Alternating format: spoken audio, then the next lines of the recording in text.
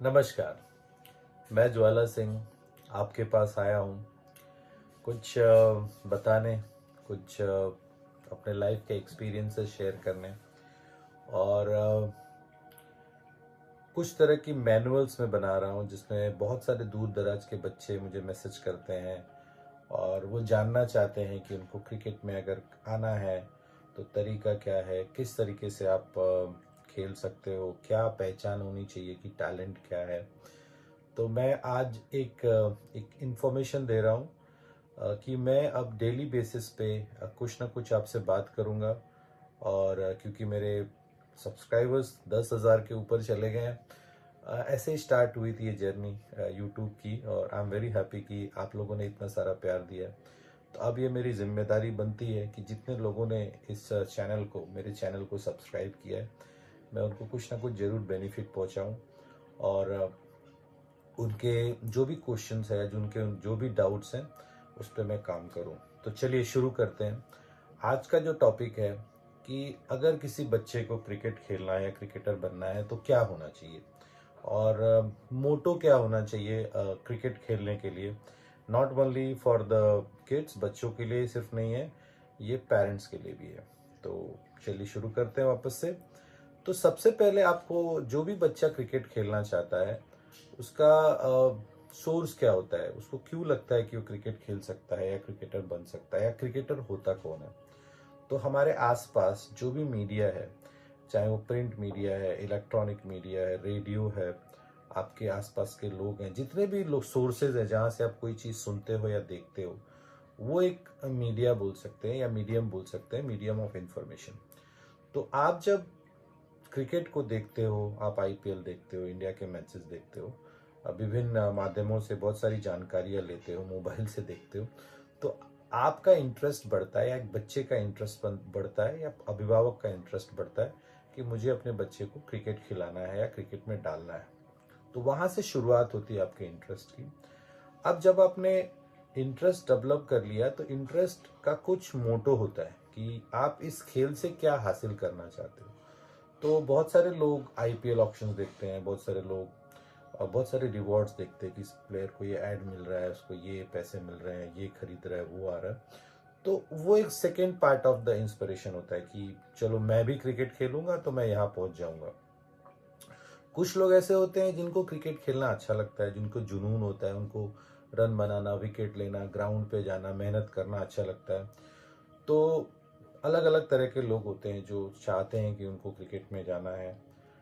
तो मेरी जो राय है लोगों से कि क्यों क्रिकेट चुनना चाहिए, वो मेरी अपनी राय है कि आप कभी भी अगर कोई भी गेम खेलते हो, कोई भी स्पोर्ट खेलते हो, तो रिवॉर्ड्स के लिए मत खेलो, क्योंकि रिवॉर्ड जो होता है वो आखिरी में मिलता है।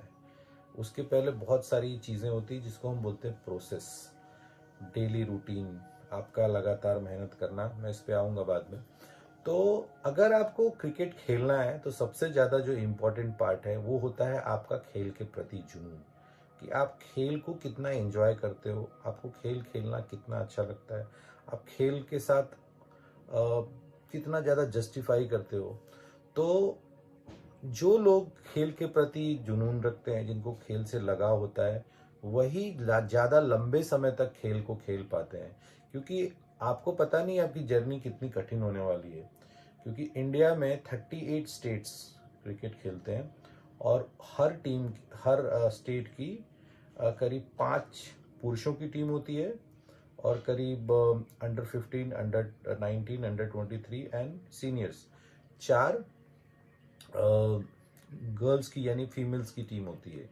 एक टीम में करीब जेंट्स में, मेंस में करीब 20 बच्चे प्लेइंग 11 या स्क्वाड में होते हैं, उसमें 15 से 20 लोगों को चांस मिलता है। तो अगर आप उस तरीके से देखोगे तो 38 स्टेट्स में अगर 5 पुरुषों की टीम है तो 100 प्लेयर हो गए, और अगर 4 महिलाओं की टीम है तो 80 प्लेयर हो गए।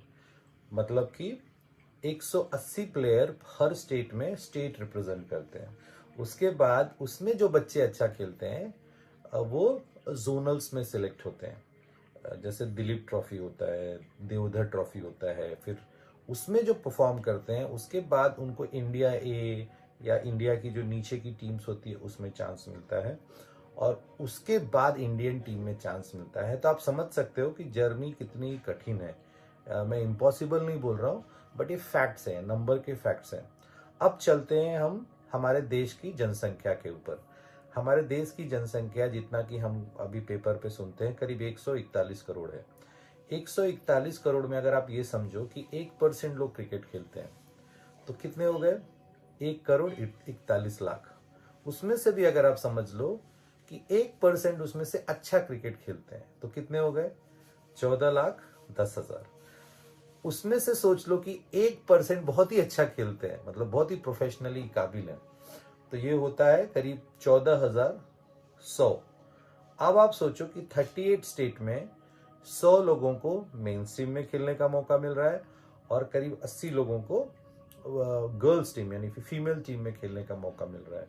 मतलब आप अगर कैलकुलेट करो तो करीब 3800 लोग मेन क्रिकेट, और उसके बाद 80 से अगर 38 का गुणा करो तो आप देख लो, मैंने अभी पेन और पेपर नहीं रखा है, तो करीब यू कैन से 3,800। आप कैलकुलेट कर लो, I don't have pen and paper right now, आप देख लेना। तो इतने लोगों को ही चांस मिलता है स्टेट क्रिकेट खेलने के लिए। इसके बाद जो आप आईपीएल देखते हो, इसके बाद आप समझो कि आईपीएल में कितने लोग खेलते हैं। तो आईपीएल में 10 टीमें हैं मेंस में और 5 टीमें हैं वुमेन्स में। 10 टीमों में आपको अगर आप देखोगे तो 25 लोग एक टीम में होते हैं, मतलब आपको 250 लोग आईपीएल खेलते हुए दिखेंगे हर साल, और गर्ल्स में अराउंड 125 फीमेल्स दिखेंगी, जो अभी वुमेन्स हो रहा है, वुमेन्स लीग हो रहा है।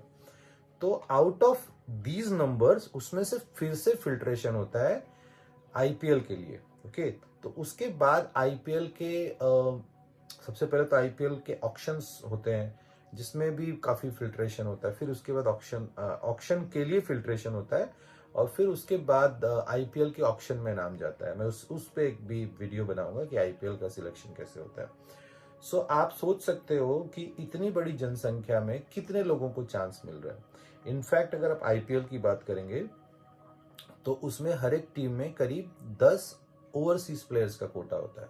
मतलब 250 में करीब आप समझ लो कि यू कैन अंडरस्टैंड कि आपके 100 प्लेयर ओवरसीज होते हैं, मतलब 150 प्लेयर आपको मिलेंगे इंडियन प्लेयर्स, और similarly in the women's as well.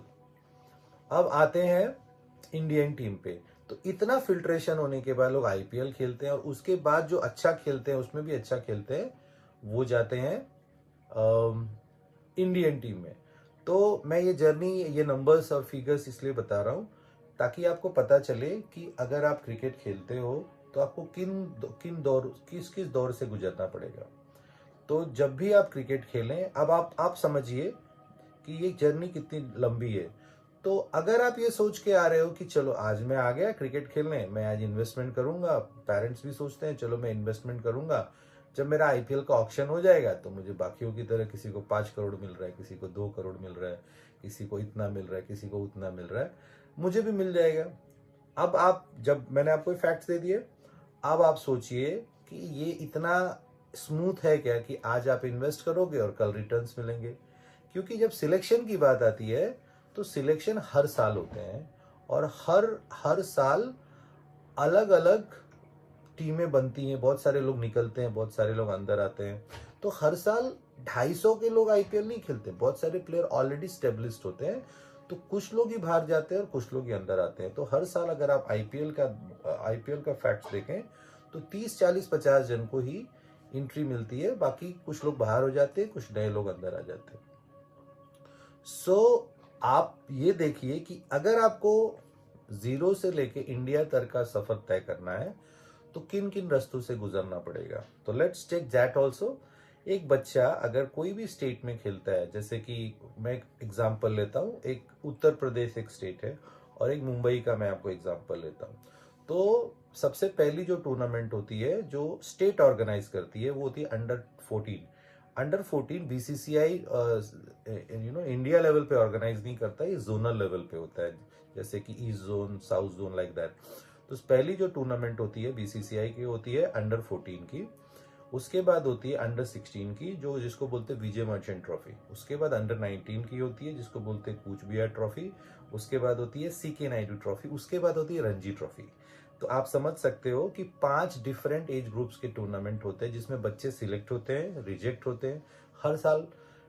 अमूमन जो एज ग्रुप टूर्नामेंट होते हैं उसमें तो टीमें ऑलमोस्ट नई बनती हैं, कुछ जो पुराने एज के बच्चे रह जाते हैं उनकी बनती है। तो ये होता है यूपी, जैसे यूपी एक स्टेट है उसका पैटर्न। उसके पहले डिस्ट्रिक्ट के ट्रायल्स होते हैं, बहुत सारे अलग अलग डिस्ट्रिक्ट्स है, डिस्ट्रिक्ट के ट्रायल्स होते हैं। तो डिस्ट्रिक्ट के ट्रायल्स के बाद स्टेट कैंप लगता है, वहां पे बुलाया जाता है, उसके बाद ये अलग अलग टीम्स निकलती है। अगर मैं मुंबई की बात करूं तो मुंबई में भी सिमिलर है, अंडर 14, अंडर 16, अंडर 19 और अंडर 23, उसके बाद रणजी।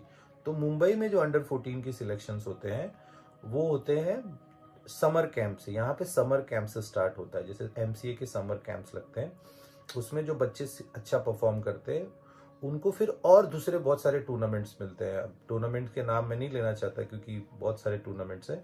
तो समर कैंप से स्टार्ट होता है, फिर बहुत सारे अलग अलग टूर्नामेंट्स होते हैं, क्लब के टूर्नामेंट्स होते हैं। उसके बाद इंटर स्कूल कॉम्पिटिशन्स होते हैं, गाइड शील्ड वगैरह अंडर 14 कुछ हद तक, और उसमें से जो बच्चे अच्छा खेलते हैं फिर उनको स्टेट टीम में चांस मिलता है। और उसके बाद जो होता है अंडर 16, अंडर 16 का भी एमसीए कैंप होता है, फिर और बहुत सारे कुछ टूर्नामेंट्स होते हैं, प्लस सिलेक्शन मैचेस होते हैं उसके बाद। और हैरी शील्ड जो टूर्नामेंट होता है मुंबई में, उसके भी कभी कभी जो बहुत एक्स्ट्राऑर्डिनरी परफॉर्मेंसेस होते हैं काउंट होते हैं। बट अंडर 16 लेवल पे बेसिकली एक दो और सिलेक्शन मैचेस है जिससे प्लेयर्स आगे जाते हैं। Then it comes to under 19 cricket. Under 19 cricket जो होता है मुंबई, मैं मुंबई की बात कर रहा हूँ। अंडर 19 क्रिकेट जो होता है उसमें बहुत सारे ऐसे बच्चे होते हैं जो अच्छे क्लब्स को खेलते हैं, ए डिवीजन खेलते हैं, बी डिवीजन खेलते हैं, सी डिवीजन खेलते हैं। तो उसमें जो बच्चे परफॉर्म करते हैं उनको भी कंसीडर किया जाता है। साथ ही साथ मुंबई में बहुत सारे जैसे एमसीए के सिलेक्शंस होते हैं, उसके परफॉर्मेंस को के बाद एक सिलेक्शन मैच होता है, उसके बाद सिलेक्ट होते हैं। तो आपको मैंने 2 स्टेट का एग्जांपल दिया, मैंने इसलिए दिया 2 स्टेट क्योंकि एक स्टेट है और दूसरा सिटी है। इंडिया में 2 तरह की टीम्स हैं, एक स्टेट की टीम होती है जो बड़े स्टेट है जैसे UP, Bihar, you can say Rajasthan, मध्य प्रदेश, वहाँ पे district and then the state trials. और सिटी जैसे मुंबई है, हैदराबाद है, उसके बाद आपका यू कैन से दिल्ली है, फिर बड़ौदा है, ऐसे कुछ सिटी की टीम्स हैं। विदर्भा, विदर्भा नागपुर में होता है लेकिन 2-3 डिस्ट्रिक्ट्स आते हैं उसके अंडर में। तो मैं आपको इसलिए ये सारी चीजें बता रहा था कि आप अपनी जर्नी देखिए कि आप कहाँ से कहाँ आओगे। इसमें एक चीज और भी ऐड करना चाहता हूँ, ऐसा कोई जरूरी नहीं कि कोई लड़का अंडर 14 नहीं खेला है तो अंडर 16 नहीं खेल सकता है। ऐसा ये भी जरूरी नहीं है कि अंडर 16 नहीं खेला है तो अंडर 19 नहीं खेल सकता है। ऐसा भी जरूरी नहीं है कि जो अंडर 14, 16, 19 नहीं खेला अंडर 23 नहीं खेल सकता है। और ऐसा भी जरूरी नहीं है कि ये सारे एज ग्रुप किसी ने नहीं खेले और डायरेक्ट और रणजी नहीं खेल सकता है, क्योंकि बहुत सारे अपॉर्चुनिटीज होते हैं स्पेशली मुंबई जैसे सिटी में। क्योंकि मुंबई में apart of age group cricket, यहाँ पे क्लब क्रिकेट बहुत अच्छा है, जैसे ए डिवीजन, बी डिवीजन, बहुत सारे टूर्नामेंट्स हैं, जैसे कांगा लीग है, पुरुषोत्तम शील्ड है, तालीम शील्ड है, उसके बाद टाइम शील्ड है, बहुत सारे टूर्नामेंट्स यहाँ पे होते रहते हैं, जिससे अगर आपने एज ग्रुप क्रिकेट नहीं खेला है तो आप अगर इन टूर्नामेंट्स में खेलो तो आप आगे जा सकते हो। तो now coming back on my original point, original point ये था कि इतनी लंबी जर्नी करने के लिए सबसे जरूरी क्या है क्रिकेट में? जुनून।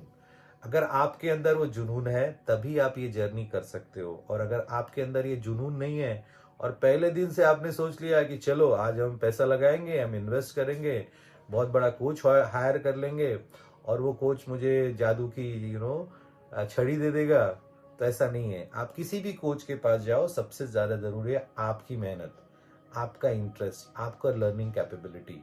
कोच का काम है आपको सिखाना, आपको गाइड करना और आपको अपॉर्चुनिटी क्रिएट करना, लेकिन अंत में सफल होना आपके ऊपर निर्भर करता है। तो बस आज के लिए इतना ही। मैं अगले वीडियो में फिर आऊँगा। अपने जुनून को बढ़ाते रहिए, मेहनत करते रहिए, सफल होते रहिए और आगे बढ़ते रहिए। Have a wonderful day.